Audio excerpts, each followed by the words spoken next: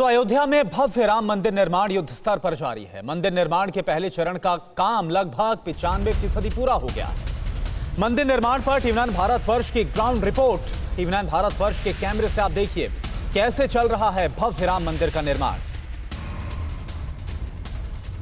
इस वक्त अयोध्या में मैं उस जगह खड़ा हूं जहां पे भगवान राम का भव्य मंदिर बनने जा रहा है।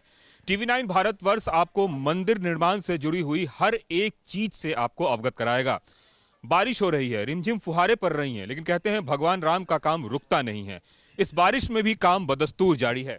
ये सामने का जो आप पूरा स्ट्रक्चर देख रहे हैं, लगभग 2.77 एकड़ में बनाया जा रहा है। यह मंदिर 3 मंजिला मंदिर है, जिसमें प्लिंथ पर जो है मिर्जापुर के लाल बलुआ पत्थर का प्रयोग किया गया है। प्लिंथ के ऊपर राजस्थान के बंसी पहाड़पुर पिंक सैंडस्टोन से राम लला के भव्य और दिव्य मंदिर का निर्माण किया जाने वाला है। और राम मंदिर के अगर हम प्रत्येक तल की ऊंचाई की बात करें तो 20 फीट ऊंचा होगा। मंदिर की कुल लंबाई 360 फीट होगी और मंदिर की कुल चौड़ाई 232 फीट होगी। अगर इस वक्त की हम बात करें तो तकरीबन 47 लेयर नीचे जो है वो बन चुके हैं। और ये पूरा का पूरा जो है एक पत्थर है, एक बहुत बड़ा पत्थर को नींव की शक्ल दी गई है और उसी पत्थर पे बकायदा इस मंदिर का निर्माण होगा। भूमि से लेकर शिखर तक 161 मीटर ऊंचा होगा।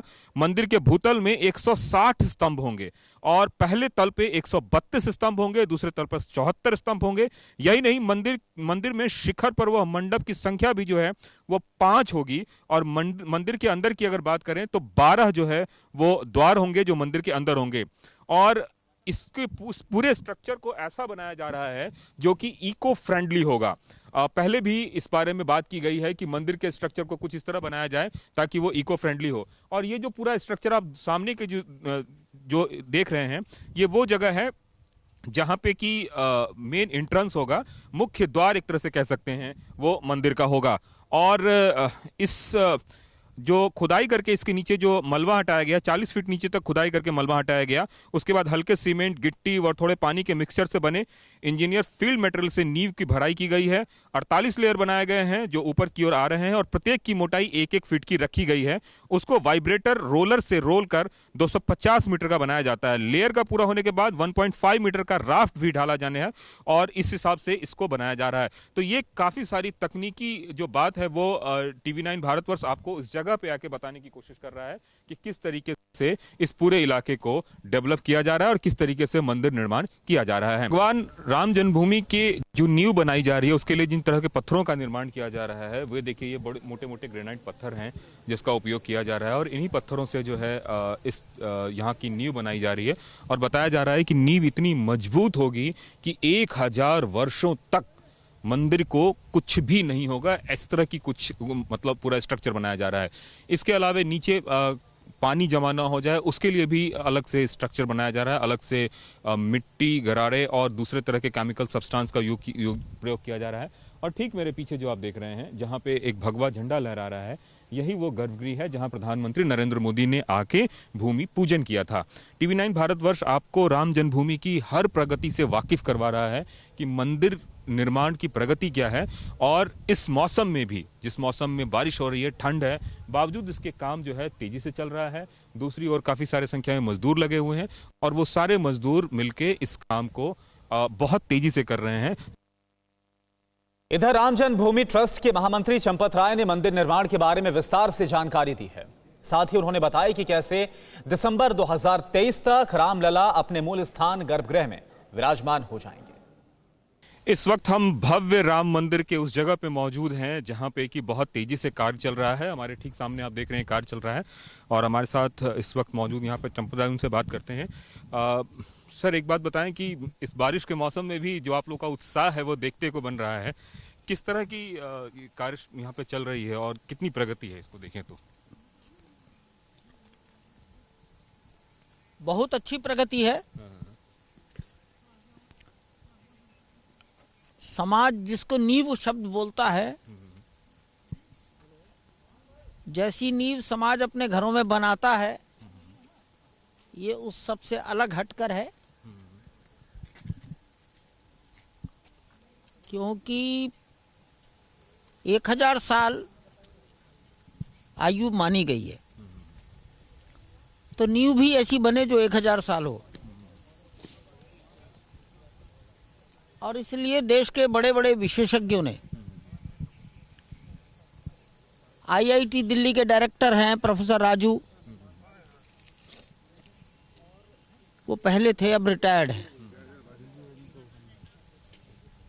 भट्टाचार्य आईआईटी दिल्ली, आईआईटी गुवाहाटी के डायरेक्टर हैं सीतारमन,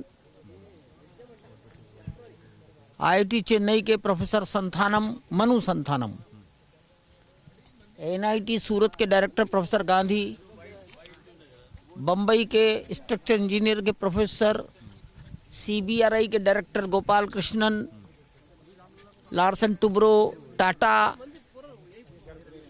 ऐसे सब लोगों ने मिलकर इस फाउंडेशन का ड्राइंग डिजाइन तैयार किया है।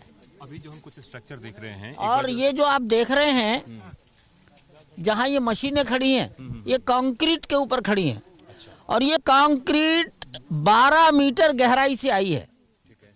ये मशीन 12 मीटर ऊंची कंक्रीट के ऊपर खड़ी है, पीले रंग की ये क्रेन या ये टावर क्रेन बनाई गई है।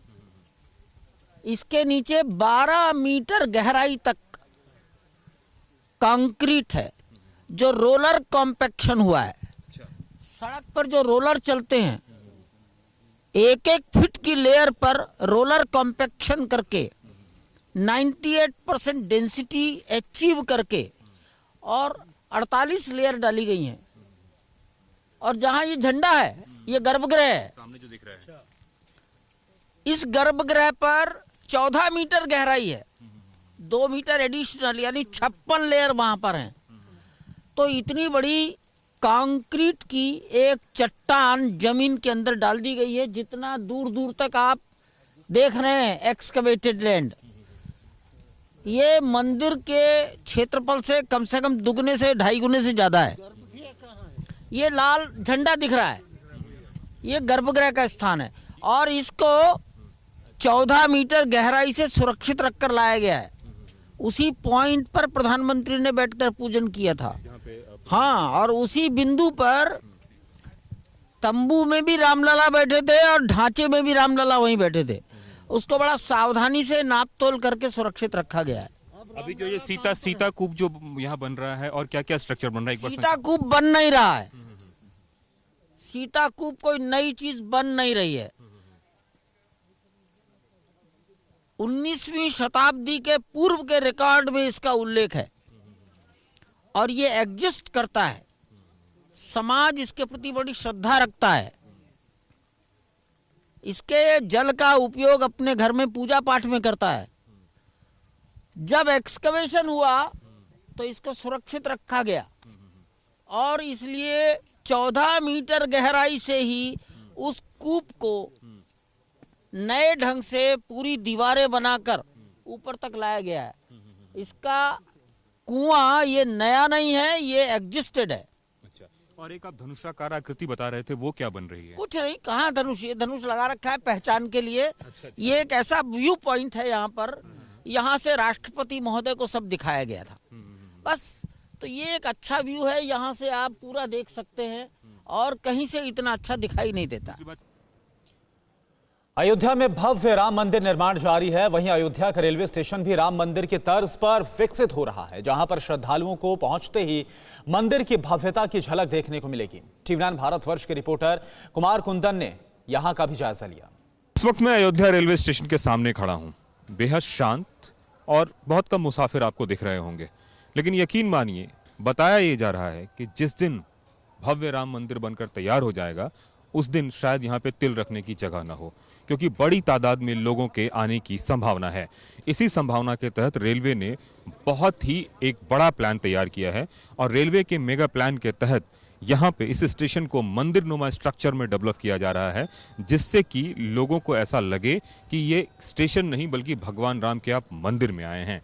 दोनों तरफ से अभी जिस जगह पे हम खड़े हैं ये पहला फेज है और इसके ठीक पीछे जो स्टेशन का दूसरा फेज होगा उसमें भी तकरीबन 15,000 स्क्वायर मीटर की जमीन जो है एक्वायर करने की कोशिश की जा रही है। बताया जा रहा है कि 2024 के आसपास तक यहाँ फुटफॉल काफी ज्यादा बढ़ेगा। अभी चूंकि कोरोना का समय है, बावजूद इसके लोग जो है अच्छी खासी तादाद में यहाँ पे आ रहे हैं और अगर यही तादाद धीरे धीरे बढ़ती चली गई तो स्टेशन को डेवलप करना जरूरी है, जिसके लिए रेलवे तरह तरह के उपाय कर रही है। कैमरामैन मस्तान सिंह के साथ कुमार कुंदन, TV9 भारतवर्ष, अयोध्या। जिस जगह पे हम खड़े हैं देखने में अभी एक अंडर कंस्ट्रक्शन बिल्डिंग लग रही है, लेकिन यकीन मानिए आने वाले दिनों में जब यह बनकर तैयार होगा तो आपको लगेगा कि आप किसी एयरपोर्ट पे खड़े हैं। जी हाँ, ये तस्वीर अयोध्या के नवनिर्मित स्टेशन की है जिसका निर्माण कार्य बहुत तेजी से चल रहा है। इस स्टेशन को कुछ इस तरह बनाया जा रहा है ताकि बड़ी तादाद में भी लोग आए तो उसके फुटफॉल को यह स्टेशन बहुत अच्छी तरीके से अपने में समाहित कर सके। 3 मंजिला इस इमारत में वो हर सुख सुविधा मौजूद होगी जिसकी उम्मीद एक आम यात्री रेलवे से करता है और कोशिश भी ये की जा रही है कि यहाँ फूड प्लाजा से लेकर रिटायरिंग रूम से लेकर डॉर्मेट्री से लेकर सब कुछ की व्यवस्था हो। उच्चतम पार्किंग व्यवस्था, जिसमें कहते हैं कि ज्यादा से ज्यादा गाड़ियों को मॉडर्न तरीके से किस तरीके से पार्क किया जाए, वो सारा कुछ यहाँ पे होगा और अयोध्या के स्टेशन की कायाकल्प होने जा रही है। पूरी योजना की डेडलाइन तो वैसे 2022 है, लेकिन कोशिश ये की जा रही है कि आने वाले दिनों में जल्द से जल्द इस पूरे योजना को अमली जामा पहनाया जा सके ताकि जैसे जैसे पैसेंजर का या फिर तीर्थयात्रियों का यहाँ पे जत्था आना शुरू हो उनको किसी भी तरह की कोई परेशानी ना हो। राम जन्मभूमि बनाने के लिए बताया जा रहा है कि 2024 तक बनकर तैयार हो जाएगा, लेकिन उसके पहले जो अयोध्या के रेलवे का डेवलपमेंट काम है वो जोरों पर है। कोशिश ये भी की जा रही है कि आने वाले दिनों में अयोध्या कैंट रेलवे स्टेशन, जो पहले फैजाबाद के नाम से जाना जाता था, उसको भी रीडेवलप किया जाए। हालांकि उसके लिए अभी प्रोजेक्ट रिपोर्ट आनी बाकी है। भव्य अयोध्या रेलवे स्टेशन के निर्माण के दौरान देश भर से आ रहे भक्तों में खुशी भी देखने को मिली। अयोध्या स्टेशन पे क्या स्थिति है, आने वाले दिनों में किस तरह से कायाकल्प होने जा रहा है और लोग क्या सोचते हैं, एक बात बताएं, कितना आप लोगों के लिए महत्वपूर्ण है ये स्टेशन आने वाले दिनों में? हम लोगों के लिए तो गर्व का विषय है कि हम लोग अयोध्या को विश्व पटल पर देखना चाहते हैं और यही हम लोगों का संकल्प भी है और यही हमारी सरकार भी ऐसा ही कर रही है, जिससे हम लोगों को जो है पूर्ण यानी आस्था है और भावना भी है कि आने वाले समय में यह विश्व स्तर का स्टेशन बने, जिससे आने वाले सेनानियों के लिए और भक्तों के लिए यह जो है गर्व का विषय हो और अयोध्या अक्षुण्ण रूप में हम जो है राम भक्त कहलाएं और हमारा हिंदू राष्ट्र घोषित हो। मैम एक बात बताएं, आप लोग भी यहाँ आए हैं, किस तरह से लग रहा है आने वाले दिनों में फुटफॉल बढ़ेगा यहाँ पैसेंजर्स का, जिस हिसाब से राम मंदिर वगैरह बन रहा है? हाँ जी सर, बिल्कुल बढ़ेगा, क्यों नहीं बढ़ेगा, क्या नाम है, बिल्कुल बढ़ेगा। जिस तरह से डेवलप हो रहा है तो क्या नाम है भाई, जरूर अवश्य बढ़ेगा। आपको लगता है कि स्टेशन को और ज़्यादा बड़ा बनाना चाहिए ताकि लोगों को कोई असुविधा ना हो? सर बिल्कुल, this is the true heritage of India. और मैं तो खैर अयोध्या पहली बार आई हूँ और जैसा मैंने देखा है यूट्यूब पे पहले देखा है, सुना है, लेकिन जब मैंने यहाँ पे एंट्री किया तो मुझे पहले से बहुत ज़्यादा बेटर, जो नई बिल्डिंग्स बन रही हैं तो उससे मेरी इमेजिनेशन काफ़ी वास्ट हो गई है कि बहुत अच्छा बनने वाला है। सर किस तरह से देख रहे हैं आप अयोध्या के इस नए जो स्टेशन का जो प्रकल्प है उसको? सर हमको खाली स्टेशन के प्रकल्प से नहीं देखना चाहिए। स्टेशन तो हमारे एक सिंबल है, लोगों को आने जाने का एक साधन है कि रेल के यात्रा आ सकते हैं। यहाँ कोई हमें रेल को ही नहीं देखना है, हमें कोई अगर परिवहन व्यवस्था है या कोई हवाई मार्ग मात्रा है उनको भी हमें करना चाहिए, क्योंकि अयोध्या कोई एक नगरी नहीं है, सांस्कृतिक नगरी है। भारतवर्ष की मतलब सांस्कृतिक धरोहर अगर आप मानते हैं, सबसे बड़ा सिंबल तो अयोध्या और मथुरा ही मानते हैं, काशी मानते हैं हम लोग इनको। तो निश्चित रूप से डेवलपमेंट है तो लोगों को आने आने में सुविधा होगी, तो जो लोग नहीं भी आ सकते हैं किसी भी कारणवश वो भी आएंगे यहाँ पे। कोरोना धर्म नहीं देखता, जात नहीं देखता, अमीर गरीब ऊंच नीच नहीं देखता। कोरोना सिर्फ मौका देखता है, लेकिन आप उसे मौका मत दीजिए। बस इतना कीजिए, जब कभी दफ्तर से बाजार से घर लौटिए तो इतना ख्याल जरूर रखिए कहीं आपके साथ कोरोना आपके घर तो नहीं जा रहा। भूलिए मत, कोरोना अभी जिंदा है।